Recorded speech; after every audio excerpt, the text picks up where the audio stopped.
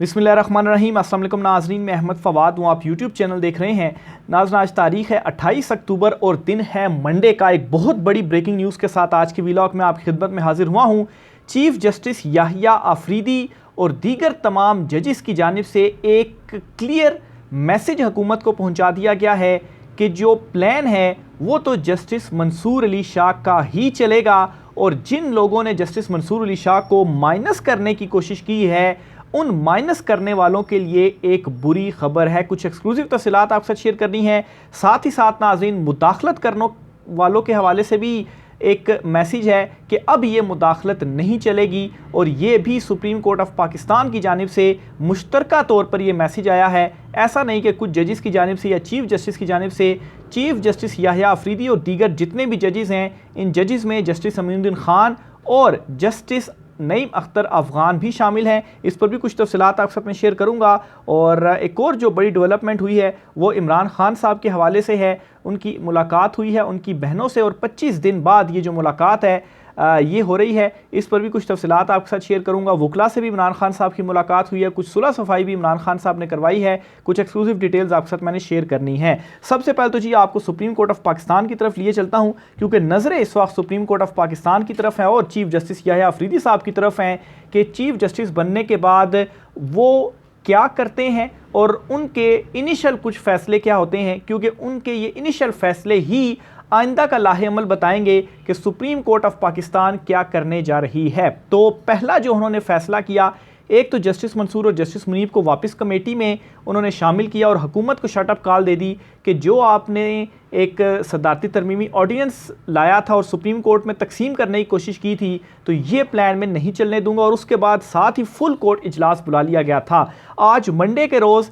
तकरीबन 1:15 बजे के करीब फुल कोर्ट इजलास हुआ, और 3:45 बजे ये जो फुल कोर्ट इजलास था ये इख्तिताम पजीर हुआ। तो 2.5 घंटे के करीब ये फुल कोर्ट इजलास होता रहा। इस फुल कोर्ट इजलास में क्या हुआ, क्या कुछ चीज़ें डिसाइड की गई हैं, ये आपके सामने रखता हूँ। फिर इससे कुछ मैसेजेस हुकूमत को जो है वो क्लियरली बता दिए गए हैं कि चीफ जस्टिस याहिया आफरीदी साहब की क्या प्रायोरिटीज़ हैं, और सबसे इंपॉर्टेंट चीज़ आइनी बेंचेस का क्या बनेगा। ये भी इस सुप्रीम कोर्ट के फुल कोर्ट इजलास के बाद चीज़ें सामने आ गई हैं। बहरहाल जी, फुल कोर्ट का एक एलामिया सामने आया है। इस एलामिया में ये कहा गया है कि चीफ जस्टिस याहिया आफरीदी की ज़ेर सदारत फुल कोर्ट इजलास हुआ, जिसमें सुप्रीम कोर्ट की कारकर्दगी बेहतर बनाने से मुतल्लिक तजावीज़ पेश की गई। रजिस्ट्रार सुप्रीम कोर्ट ने ज़ेर इल्तवाम मुकदमात से मुतल्लिक ब्रीफिंग दी और बताया कि सुप्रीम कोर्ट में 59,191 मुकदमात ज़ेर समात हैं। इजलास में तजवीज़ दी गई कि ज़ेर इल्तवाम मुकदमात में कमी के लिए महाना केस मैनेजमेंट सिस्टम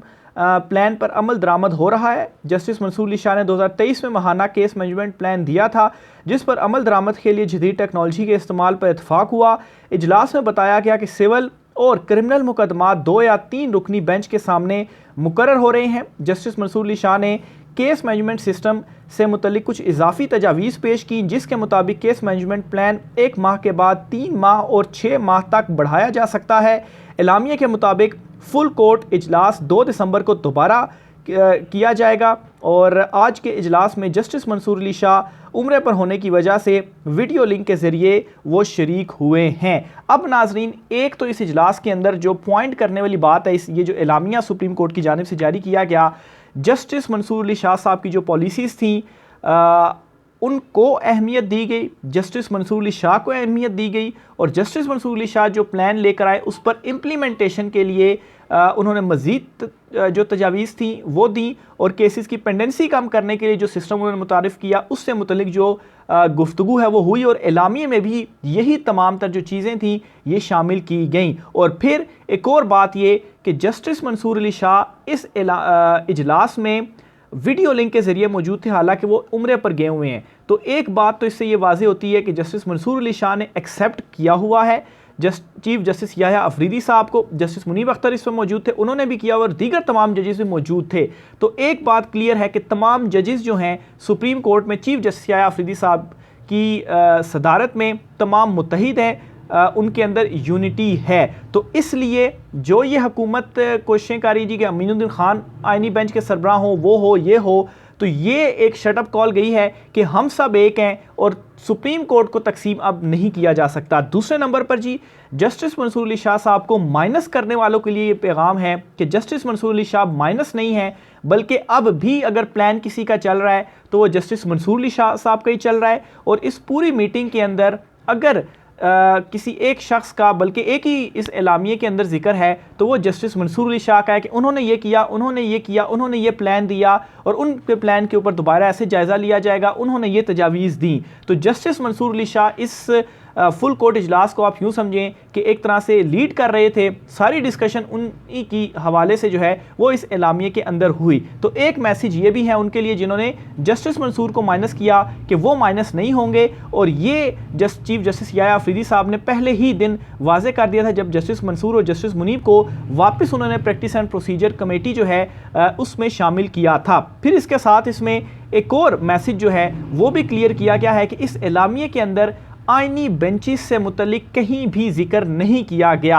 अब नाज़रीन, अगर आपने केसेस की पेंडेंसी को कम करना है, जो कि इस्लामिया से वाज़े है कि सुप्रीम कोर्ट का चीफ जस्टिस याह्या अफरीदी साहब का पहला नंबर पर जो प्रायोरिटी है, जो फोकस है, वो केसेस की पेंडेंसी को कम करना है। और इसी हवाले से सुप्रीम कोर्ट ऑफ पाकिस्तान में जो चीज़ें हैं वो आगे चलेंगी, या इसको दूसरे अल्फाज में आप ऐसे भी कह सकते हैं कि चीफ जस्टिस याह्या अफरीदी साहब ने फैसला ये किया है कि पहले तो मैं अपने इदारे को ठीक करूँगा, अपने इदारे को साफ़ करूँगा, अपने इदारे के अंदर यूनिटी लाऊँगा, फिर उसके बाद नेक्स्ट फेज़ के ऊपर दीगर जो चीज़ें हैं वो देखी जाएंगी। अच्छा, इसमें जी जस्टिस मंसूर अली शाह साहब को टॉप लिस्ट के ऊपर रखा गया, वो तमाम तर मामलात को जो है वो लीड कर रहे हैं। बहरहाल जी आईनी बेंचेस का इसमें बिल्कुल भी जिक्र नहीं है। तो अगर आईनी बेंचेस का जिक्र नहीं है तो इस हवाले से क्या प्लान है, क्योंकि जो सुप्रीम कोर्ट में केसेस चलेंगे, आईनी बेंचेस आईनी केसेस सुनेगा और दीगर जो बेंचेस हैं वो दूसरे केसेस सुनेंगे। तो आईनी बेंचेस को फिलहाल कर दिया गया है चीफ जस्टिस याह्या अफरीदी साहब की जानिब से, फिलहाल के लिए ज़रा साइड पर और प्रायोरिटी पे रखा गया सुप्रीम कोर्ट के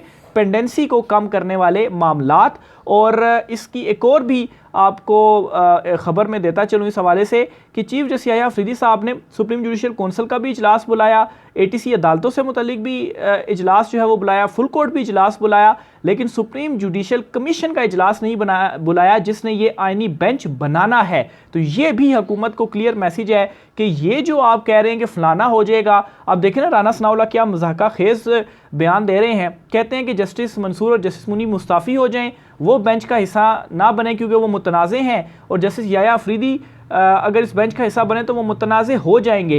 यानी कि हुकूमत एक ऐसे शख्स को जो कि मुतनाज़े हो जाएगा उसको चीफ जस्टिस बना रही है, और अगर उन्होंने किसी गैर मुतनाज़े बंदे को चीफ जस्टिस तैनात किया है तो वो कैसे आईनी बेंच का सरबराह नहीं बन सकता। और जस्टिस अमीनुद्दीन खान जो हैं, जो कि मुतनाज़े हैं और वो ये फैसला दे चुके हैं कि सुप्रीम कोर्ट के फैसले पर ही आप इंप्लीमेंट ना करें, इजाफी नोट्स और इस पर लिख चुके हैं, तरगीब दे चुके हैं, ये तो वो मुतनाज़े नहीं है, उसे बनाया जाना चाहिए चीफ जस्टिस।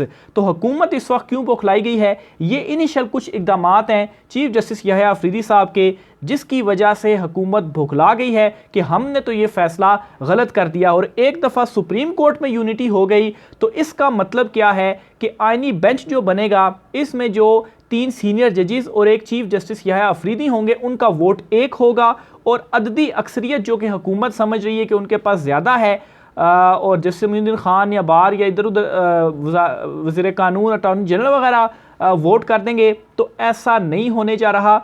यहाँ पर अदलिया जो है वो चीफ जस्टिस याह्या अफरीदी साहब ने यूनिटी के बाद ये मैसेज दे दिया है कि जो इख्तियारात हैं उनमें तवाज़ुन होना चाहिए, और साथ ही साथ मुदाखलत करने वालों के लिए भी मैसेज है कि ये मुदाखलत अब नहीं चलेगी, अब काजी का दौर नहीं है, अब मैं चीफ जस्टिस हूं और अब मैं अपने जजेस के साथ खड़ा हूंगा। और इसके लिए सबसे ज़रूरी बात यह थी कि पहले अपने इदारे में आपने यूनिटी बनानी है। जब सारे जजेस एक होंगे और सारे जजेस एक होने के बाद किसी चीज़ के ऊपर एक्शन लेंगे और खड़े होंगे तो फिर उसमें हुकूमत कुछ नहीं कर पाएगी, मुदाखलत करने वाले कुछ भी नहीं कर पाएंगे। और ये बहुत बड़ा काम है जो कि चीफ जस्टिस याह्या अफरीदी साहब इस वक्त कर रहे हैं। और अभी जो डेवलपमेंट्स हो रही हैं उसमें मुस्बत पेशरफ्त ये सामने आ रही है कि इस प्लान में चीफ जस्टिस याह्या अफरीदी साहब कामयाब हो रहे हैं। दूसरी तरफ जो हुकूमत है वो पागल हो रही है कि अब हम क्या करें, इवन कि वो 27वीं आईनी तरमीम अब लाने की जो कोशिश है वो कर रही हैं, और किसी तरह से चीफ जस्टिस याह्या अफरीदी के भी मजीद इख्तियार करके उनको भी साइड पर कर दिया जाए,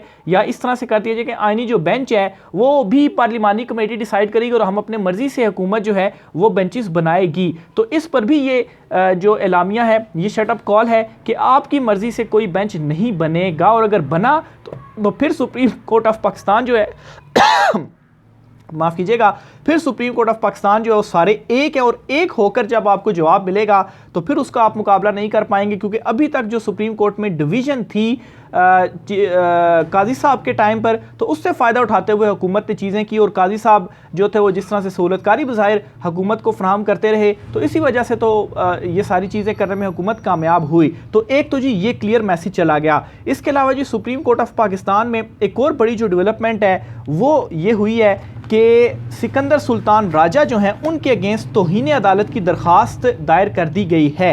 अब जजेस यूनिटी का मतलब ये है कि सुप्रीम कोर्ट के फैसलों के ऊपर ऐसा नहीं होगा कि अब इम्प्लीमेंट ना हो, और साथ ही साथ सिकंदर सुल्तान राजा साहब चीफ काजी साहब के होते हुए तो आपकी बचत होती रही है, काजी साहब बज़ाहिर आपको बचाते रहे हैं, कोई एक्शन नहीं होता रहा, तो ये भी मैसेज चला गया है कि अब आपके साथ अगर नहीं इम्प्लीमेंट होगा तो फिर तौहीन अदालत होगी। और ये जो दरख्वास्त भी सुप्रीम कोर्ट ऑफ पाकिस्तान में आज दायर की गई है, ये तौहीन अदालत की दरख्वास्त आखिर पहले क्यों नहीं आई? काजी साहब के रिटायरमेंट का इंतज़ार किया जाता रहा कि बाद में आए, और क्यों? क्योंकि उन्हें मालूम था कि काजी साहब ने क्या कार्रवाई करनी है, वो तो ज़ाहिर बचा रही है सिकंदर सुल्तान राजा को। तो अब चीफ जस्टिस याह्या अफरीदी साहब हैं, तो सुप्रीम कोर्ट के फैसलों के ऊपर अमल दरामद होगा। जस्टिस मंसूर अली शाह ये कह भी चुके हैं, और आज जस्टिस मंसूर अली शाह ने अगर ये एक्सेप्ट कर लिया चीफ जस्टिस याह्या अफरीदी साहब को, और सारे जजेस एक हैं, और जजेस भी ये कह चुके हैं कि सुप्रीम कोर्ट के फैसलों पर अमल होगा, तो चीफ जस्टिस याह्या अफरीदी भी इसी चीज़ पर साथ खड़े हुए हैं।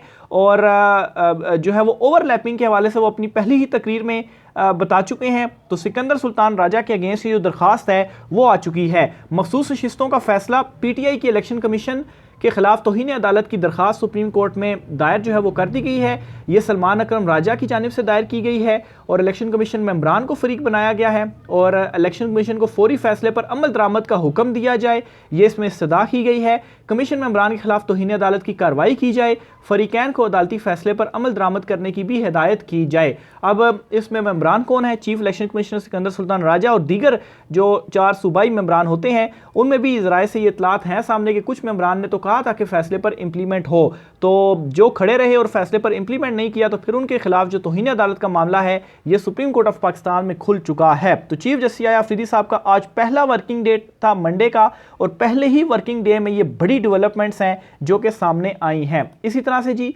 एक और बड़ी खबर ये है कि इमरान खान साहब 25 दिन के बाद उनकी बहनों से, उनकी वकला से जो मुलाकात है वो हुई है, और इमरान खान साहब ने आज जो फैसल चौधरी और सलमान अकरम राजा हैं इन दोनों के दरमियान सुलह कराई, क्योंकि सलमान अकरम राजा साहब ने फैसल चौधरी को निकाल दिया था, तो इमरान खान साहब ने जो है वो अब ये सुलह करवाई है।